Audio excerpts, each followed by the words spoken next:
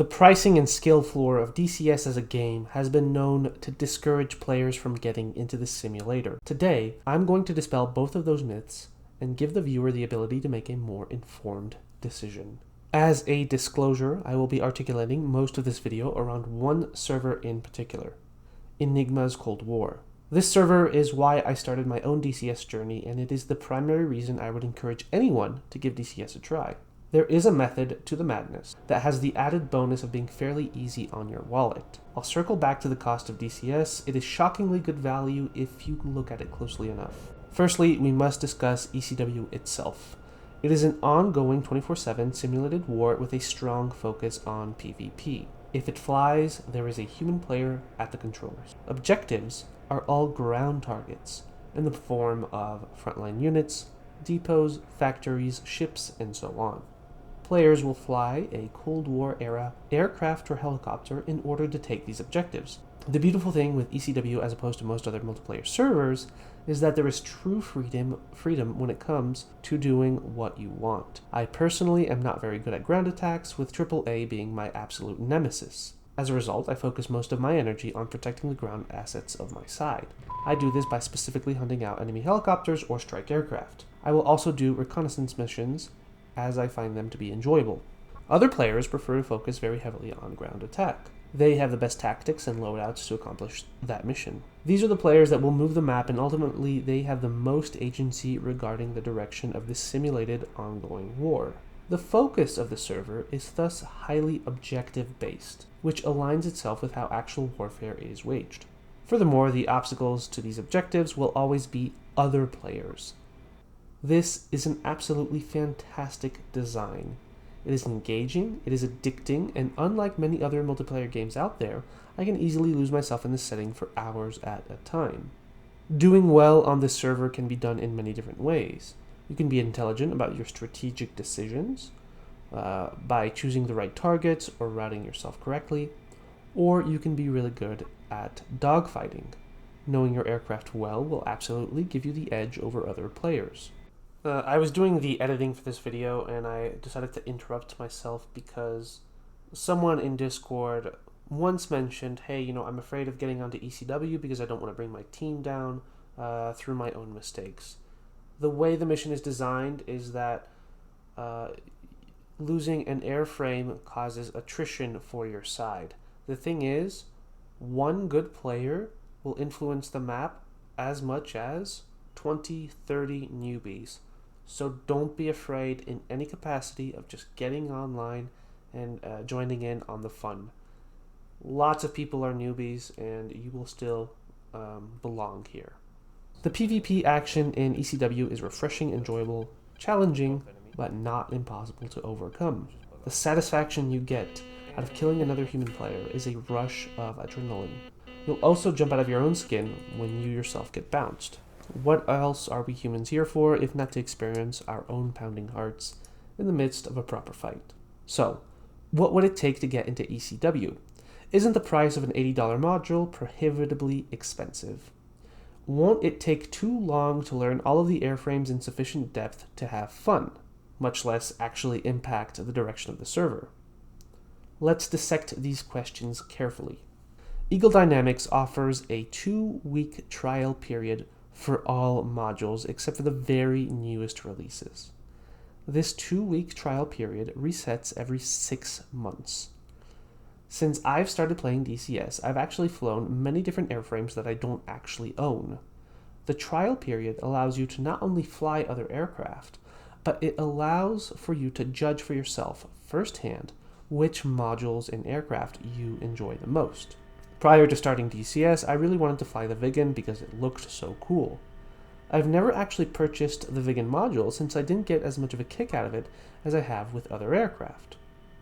The 2-week trial period puts DCS in a semi-free-to-play 100% unlocked state if you're looking to play on ECW. Note that if you just want to try DCS without even playing ECW, you can easily fly every airframe on the free Caucasus map. You will have a trial-only client, and that is completely okay with ED. However, most multiplayer servers, including ECW, do not allow trial-only clients. This is to prevent griefing.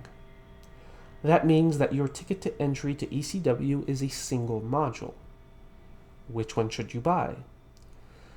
Here is where my own experience and advice may be worth sharing.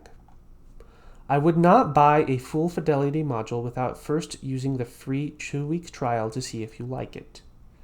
Full fidelity modules can be pricey, and you should generally only buy them when they're on sale. That's my first tip. Always wait for sales. Unless you're so sure of the value of your purchase that you can't be bothered to wait, in which case you don't need my advice either way. Okay, great, but you still need to purchase a module. What about Flaming Cliffs 3? FC3 is about the price of a normal full fidelity module, and instead of a single aircraft, you get a pack that contains several lower fidelity modules. These modules do not model the cockpit as thoroughly as normal modules, however they do have fully fleshed out flight models. They are great aircraft, even if you can't click on the switches in the cockpit. In the context of ECW, the FC3 pack will allow you to fly the Su-25 and the A-10. Both of these aircraft are among the most effective at hitting the aforementioned ground targets, so you can't go wrong with them. However, I cannot fully recommend you just blindly picking up the FC3 pack as your first purchase. In my case, I prefer many other aircraft to these two. You may end up feeling the same way, and so that is why I don't recommend you purchase this pack without first using the trial to see whether or not you want these aircraft in your repertoire. Okay, but you still need to make a purchase for a module, and I'm still recommending using the trial aircraft on the live server in PvP. Believe it or not, my recommendation as your first purchase is actually the Syria map. You can trial it too if you want, but if we're talking about spending cash here, then I would get Syria. It is indeed the price of a full-blown module. To get around that, wait for a sale and use your 50% first purchase discount. That should bring the price down a fair amount, probably somewhere below $15. That's about the price of a good game on Steam, or one night of takeout. This is also the point at which I recommend you do not go through Steam, even on their sales. There's nothing wrong with Steam, however, purchasing your stuff from Eagle Dynamics directly allows you to accrue miles. You can redeem these accrued miles to purchase even more modules. Miles do not accrue through Steam, and the 2-week trial is only available through the ED store and not the Steam one. There is literally nothing to gain from using Steam. Let's talk about the Syria map recommendation. ECW rotates between the Caucasus map and the Syria map. If you want to be able to access ECW at all times, then you will need to get the Syria map. Caucasus is a free map. Marianas is also a free map, though it will take up space on your storage if you choose to install it, so you may or may not want to do that. Alright, you say. How useless is it to purchase a map with no actual aircraft modules? Every single aircraft that is required to play on ECW needs to be purchased, right? Well, there are two answers to that thoughtful rebuke. The first answer is quite literally abuse the 2-week trial system for every module. Side note, you can also trial individual FC3 aircraft. So, don't pick a side, just cycle through all of the airframes that can be found on ECW. Off the top of my head, there are 17 modules available in ECW at all times. They are the F5, the Mirage F1, the Viggen, the Sabre, the MiG-15, the MiG-19, the MiG-21, the Su-25, the A-10, the Gazelle, the Huey, the Hind, the Hip, the A4, the MB-339, the L-39, and the C-101. Additionally, there are 2 modules that are behind credit locks, those being the MiG-29A and the F-14 Tomcat. At the time of the writing of this script, these last 2 aircraft are only available when the Syria map is in their rotation. So that's 19 aircraft, which means you can play on ECW for free for 38 weeks, as long as you purchased the Syria map first. 6 months is 26 weeks long. That means that on paper, you can play ECW indefinitely with just the Syria module. And if you find an airframe that you like so much you just have to play it more, well, there you go. You know which module to actually spend money on. For maximal savings, get it on sale. The nice thing with Cold War jets is that they're generally a little bit cheaper than the fleshed out Gen 4 jets like the Viper or the Hornet. Not bad, huh? Well, it gets even better, because one of the aforementioned aircraft is actually a free module. The A4 has been added to ECW. It is a free mod, but don't be fooled. Its quality is on par with the fully monetized module. Don't quote me on this, but I read somewhere that one of the original developers for this mod wished for the A4 to never be a paid-for module, and thus it is now completely free, full fidelity, and it has been added to ECW. The A4 itself is an incredibly fun and rewarding aircraft to fly. If you don't want to spend any money at all, I would probably still tell you to get the A4 and download the free Caucasus map and just mess around with it in single player for fun. The module is incredibly well made. Alright, well, isn't DCS a full study sim? You're going to argue that you'll never have the time to learn 19 different aircraft. Their systems, their airspeeds, loadouts, tactics, and many other things vary wildly.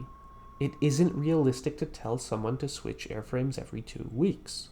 Well, tell you what, I've actually messed around a fair amount with these different modules. If we were discussing the F-16 or the F-18, I would agree that 2 weeks is not enough time to really get to know the airplane very well. However, the systems and aircraft from the Cold War era are actually fairly simple comparatively to a modern Gen 4 fighter.